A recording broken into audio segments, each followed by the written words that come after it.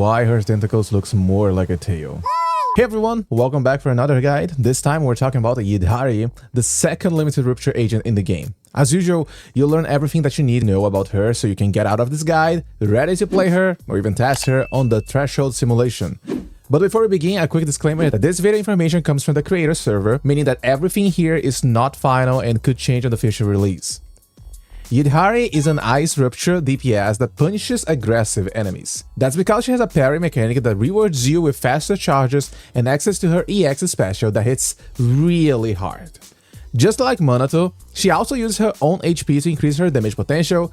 However, she has a lot of healing and even damage reduction effects that help you stay alive while dealing with enemy attacks. Now, let's talk about the important part of her kit so you can understand what to use and how to approach Yidhari gameplay. Yidhari has both a basic attack string and a charged basic attack. The basic attack string is quite slow, and the only interesting part of it is that the basic attack 3 heals you by 10% of your maximum HP. You won't use it that much, but you use your charged basic attack quite a lot. Holding down your basic attack button starts charging the basic attack. You always want to fully charge before using it, since lower charge levels are not worth it. If your HP is above 25%, Yidhari will also consume HP while charging the basic attack, but you don't need HP to charge your attack. Releasing the basic attack button will start a spinning move that finishes with a smash attack, but if you fully charge your basic attack, you can tap basic attack again to skip the spinning move and jump to the finishing attack. The spinning move has some important interactions with her special attack that will be explained later, but outside of this interaction, you don't want to spin and just want to use the finishing move. After the finishing smash, you can tap basic attack again to follow up her basic attack 3 to get some HP back. Now for the most important part of her kit, Yidhari has a special attack that can interact with enemy hits or stunned enemies. You can use it by pressing the special attack button while spinning or charging, and also by tapping the dodge button while charging her basic attack. There are 3 scenarios where you want to use the special attack. 1. You got hit while spinning or charging. 2. You are going to parry an enemy attack. And 3. You have more than 60 adrenaline and the enemy is stunned.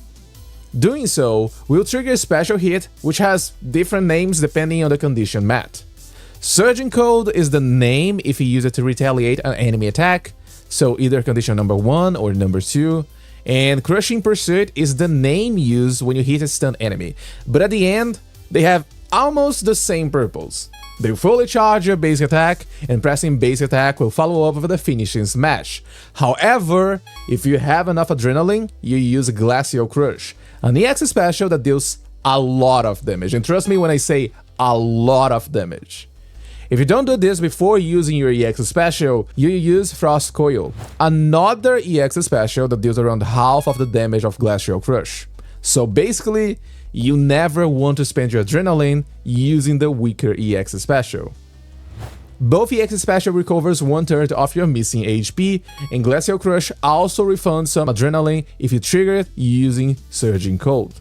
So basically, whenever you use to punish enemy attacks, you get some adrenaline back, but on stun windows, you won't get anything. The animation on this attack is pretty long, so you can use this animation to swap to other agents and apply buffs as needed. But if you decide to stay on Yidhari, you can follow up with the finishing move of her charged attack, and then you can also link into basic attack 3, as I explained before. We can skip dash attacks since you don't want to dodge enemy attacks, instead you want to parry or get hit in order to activate her special attack and get faster charges. Assist will be used from time to time when swapping agents, but that's just the usual gameplay on any agent. Nothing special here, so we can move along. Her chain attack is a bit long, but deals good damage, and even more if you are under Ether Veil Wellspring. Her ultimate is quite unique in the way it works. If you have 3000 decibels and hit the enemy with the final hit of her charged attack, EX special, or chain attack, Yidhari will consume all of her decibels to trigger Ether Veil Wellspring, and also get 1 charge of her ultimate that lasts for 30 seconds. This allows her to generate decibels while still having access to the ultimate at the same time.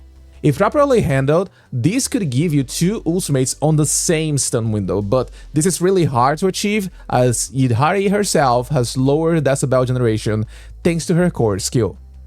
Speaking of core skill, as usual with Rupture Agent, she gets 10% of her HP as sheer force, which is a stat used to calculate the damage of her skills. She gets damage based on how low her health is, with the maximum possible value being 100% damage at core F and 50% HP or below. Also, as I mentioned before, she gets less decibels from hitting enemies because she can generate decibels by consuming her own HP when charging her basic attack. This is not a decibel reduction effect, it's just that her skills are not going to generate as much as other agents. So, decibels from other agents or some actions, such as defensive assist, dodges, using multiple chains, anomalies, disorders, all of these still generate the same amount of decibels.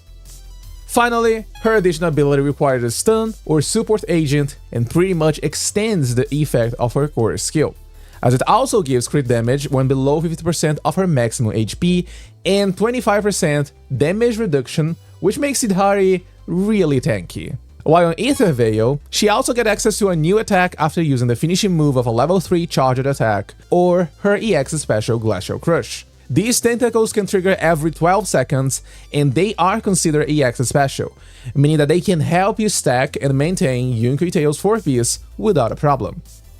When upgrading your skills, focus on her core skill first as it increases the damage bonus you get at low health. Follow up with special attack, basics and ultimate as these are your main source of damage. Assist for maybe some days and extra damage, and leave dodge as your last priority as you're barely using that anyway.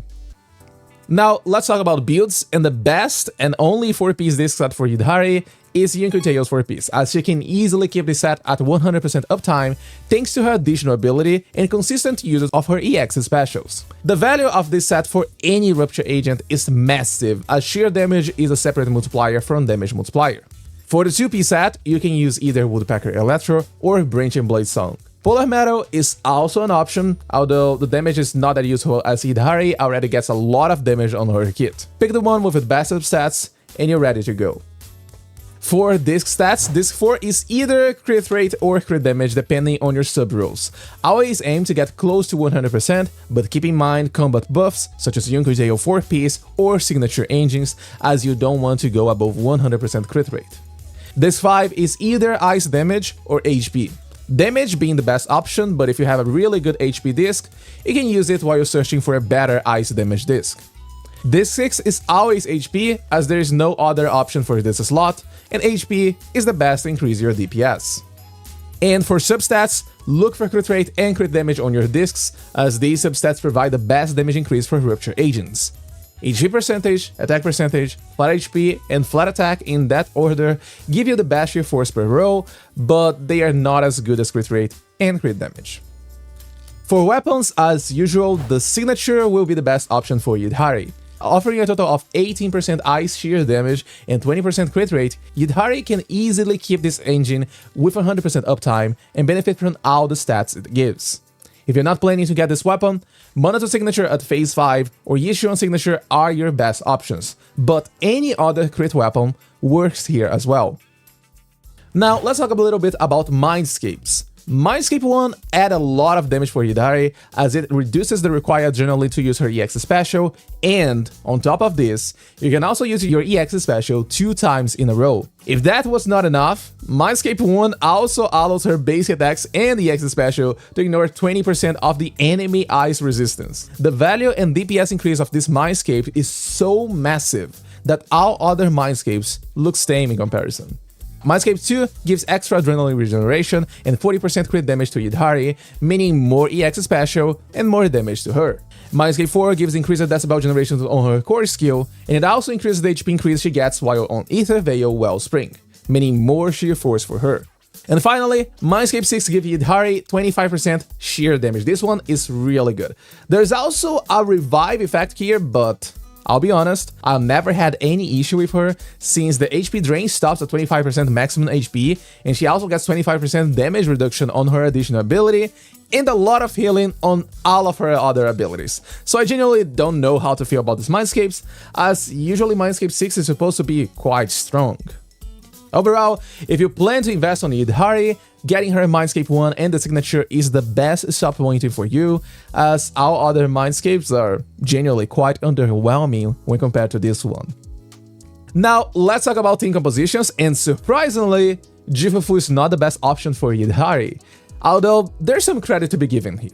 Jifufu extends your decibel limit, and this helps you avoid wasting decibels, and paired with Yidhari's unique ultimate mechanic, this can help you achieve 2 ultimates on the same stun window. However, that's pretty much everything you're getting out of her. As a mostly off-field stunner, you usually don't get a lot of value from swapping to her, and the buffs she provides are not as good as some other options, since you're already stacking a lot of crit damage on Rupture Agents, and Yidhari already gets 100 damage on her core. Lycan is one of the strongest options for her, as he can give 25% ice resistance shred, 35% stun damage multiplier, and, if you're using King of the Summit on him, 30% crit damage as well. Not to mention that he also pairs really well with Yidhari gameplay, as you can swap to him to use his charged EX special while Yidhari is using her long and slow animation. Lighter is surprisingly close to Jifufu, but sadly, not getting his additional ability makes him still a worse option than Jifufu. And while you could use a faction or attacker to activate his additional ability, you will lose a lot of sheer force from not using a Rupture support. Speaking of support units, Lucia and Pun will be the best options for her, but you can also play without a stunner and use a double support team of Pun and Lucia, or Lucia and Astra, as these units can provide extra healing, which means more decibels for Yidhari. Pun can also use Caesar signature, and this one increases the days inflicted by the whole squad. And that should be everything for my Yidhari guide. If you have any questions, feel free to drop them in the comments down below or join my Discord server. As always, thank you so much for watching this video, have a beautiful day, and I'll see you next time.